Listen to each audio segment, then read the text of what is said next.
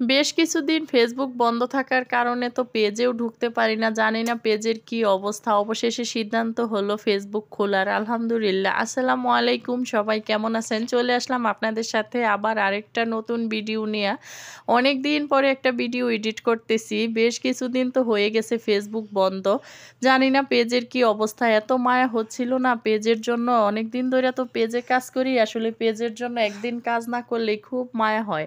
আর বারবার আমি পেজ দেখি। তো ফেসবুক বন্ধ থাকার কারণে তো আর ওইভাবে পেজে ঢুকতেই পারি না।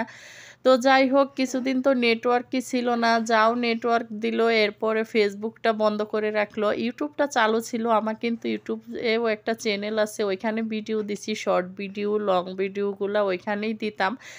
তারপরেও তো ফেসবুক পেজে যেহেতু মূলত আমার কাজ করা পেজের জন্য এত মায়া হচ্ছিল না। তারপরে আজকে যেহেতু সিদ্ধান্ত হইল ফেসবুকটা খুলে দেওয়ার, আজকে একটু মানে নিঃশ্বাস নিতে পারতেছি আরকি। আমার নিঃশ্বাসটা মনে হচ্ছিল যে বন্ধ হয়ে আসতেছে, এরকম একটা অবস্থা। আসলে পেজের জন্য অনেক মায়া হয়। একটা সন্তানের মতো করে বড় করতে হয় তো। খুব কষ্ট করছি এই পেজ নিয়া। ছোট বাচ্চা নিয়া পেজ চালানো কিন্তু অনেক কঠিন। আর আমি তো ওইভাবেই ভিডিও দিতে, দিতে আজকে যেহেতু একটু, একটু করে পেজটা বড় হচ্ছে, সবার ভালোবাসায় সামনে আগাইয়া যাইতেছি, ওই মুহূর্তে ফেসবুক বন্ধ। কেমনটা লাগে বলেন তো? আমার তো মনে হয় সব আপু ভাইয়াদেরই আমার মতোই অবস্থা হইছে। আমার তো একদম ঘুম, খাওয়া-দাওয়া বন্ধ হওয়ার মতো অবস্থা। কালকে যেহেতু মানে যখন খবরে শুনছি যে ফেসবুক টিমই আসে নাই বাংলাদেশে, এটা শোনার পরে তো আরো মাথা মানে সারারাত আর ঘুমাইতেই পারি না। মনে হচ্ছে যে উনারা আসবে কিনা, ফেসবুকটা নাকি একদমই একবারেই বন্ধ করে দেয়। মানে এরকম একটা অবস্থা হইছিল আমার।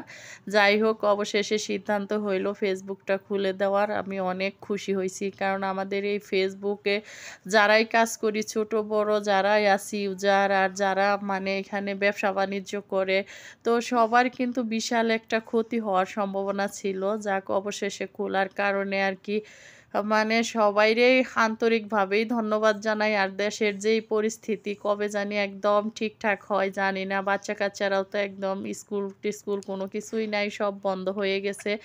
আর ওরা তো বাসায় মধ্যেই থাকে আর দুষ্টামি করে। সারাদিন বাসার মধ্যে বাচ্চারা দুষ্টামি করলে কিন্তু আরো মানে মাথা গরম থাকে। এমনিতেই ফেসবুক পেজে কাজ করতে পারি না। তার মধ্যে বাচ্চাদের যন্ত্রণা সবকিছু মিলাইয়া একটা প্যারার মধ্যেই ছিলাম।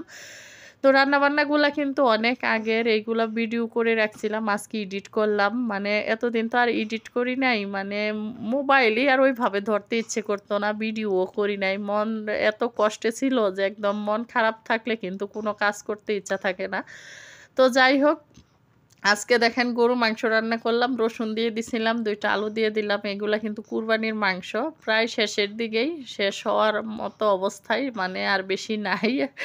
তো আর ১-২ বার মনে হয় রান্না করতে পারবো। এই আরকি। সবার সাথেই ছোট্ট একটা ভিডিও শেয়ার করলাম। সবাই দোয়া করবেন আমার জন্য। আর ভিডিও যদি ভালো লাগে অবশ্যই, অবশ্যই শেয়ার করবেন। সবার জন্য শুভকামনা রইল।